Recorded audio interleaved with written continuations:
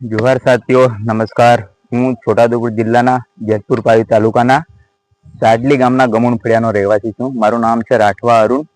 તો આ તમે પાછળનું જે આ નાડું જોઈ શકો છો, આ છેલ્લા અંદાજે 25 વર્ષથી, જ્યારે હું મારો જન્મ પણ નહીં થયો હતો ત્યારનું આ નાડું તૂટેલું છે. અહીંયા આનું કોઈ સમારકામ કે કોઈ જાતનું કંઈ કરવામાં આવતું નથી. તો આનો જે માટીકામ છે એ ગમુણ ફળિયાના જે ગવર્મેન્ટમાં નોકરી કરે છે, ગામના બીજા યુવાનો છે, એ પોતાનો ફંડ ભેગો કરીને આનું માટીકામનું પૂરણ કરતા હોય છે.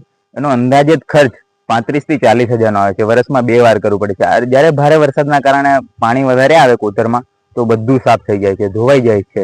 નાના બાળકો છે, એમને સ્કૂલે જવા માટે સ્કૂલ પેલી બાજુ છે, કોતરની પેલી સાઈડ છે. તો જ્યારે વરસાદમાં આવે છે ભારે પાણીના કારણે, તો મા બાપને સવારે મૂકવા જવું પડે, સાંજે પાછા લેવા જવું પડે.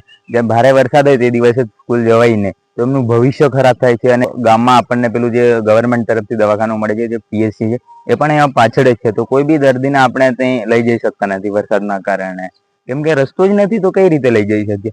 આશરે અંદાજિત 2500 થી 3000ની વસ્તી છે આ ફળિયામાં, છતાં કોઈ એક્શન લેવામાં આવતું નથી. મહેરબાની કરું છું કે આ વખતે ચૂંટણીમાં વોટ માંગવા નહીં આવવું, કારણ કે કોઈ જાતનું કંઈ કરી જ આપવામાં આવતું નથી. સ્કૂલ પેલી બાજુ છે, આપણે દવાખાનું પેલી બાજુ છે, બધી જ અમારી જે સુવિધાઓ મેન મુખ્ય છે બધું પેલી બાજુ, રસ્તાની પેલી બાજુ જ છે. અમારે મેન રસ્તો છે આ જ છે, જે ગમુણ ફળિયાના જે મેન જોડે છે. આના નાળા માટે આપણે વિનંતી કરું છું જે સમારકામ છે એ જલ્દીથી કરી આપવામાં આવે. લોકોને કેટલી બધી અપડા પડે છે અહીંયા, આ રીતના બધાને કરવું પડે છે. સરપંચ છે અશોકભાઈ છે, જે હાલના વડા સરપંચ છે. પછી અમારે ધારાસભ્ય છે જયંતિભાઈ રાઠવા, એ પણ અહીંયા આવીને જોઈ ગયા છે. અહીંયા વારંવાર કેવા છતાં એમને રજૂઆત કરવા જતા, એમની સાથે મિટિંગ કરવા છતાં કોઈ જાતનું એક્શન અહીંયા લેવામાં આવતું જ નથી.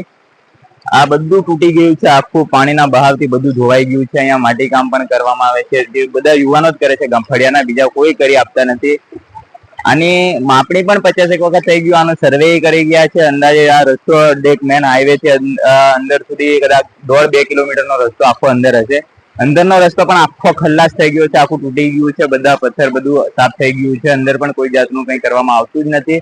વારંવાર રજૂ કરવા છતાં પણ ધારાસભ્યને રૂબરૂ મુલાકાત લીધી છે, રૂબરૂ કહીએ છીએ ખાલી કરી દેશું એટલું જ કહેવામાં આવે છે. કોઈ જ જાતનું કોઈ કામ કરવામાં આવતું જ નથી અહીંયા. રામ, આટલા વર્ષથી નાવ જયંતિ સાહેબ કરી આલવા બગજા પણ કરી નહીં આપતા, પણ અમને નાવ કરી આપેલો હોય તો સારું. હમણાં આટલી તકલીફ કેટલી સાહેબ, બધું અહીંયા ઉતરીને બધું જવાનું, બધાને તકલીફ કેટલું, કઈ મય થઈ જાય કે ગમે તે જવામાં બહુ તકલીફ છે.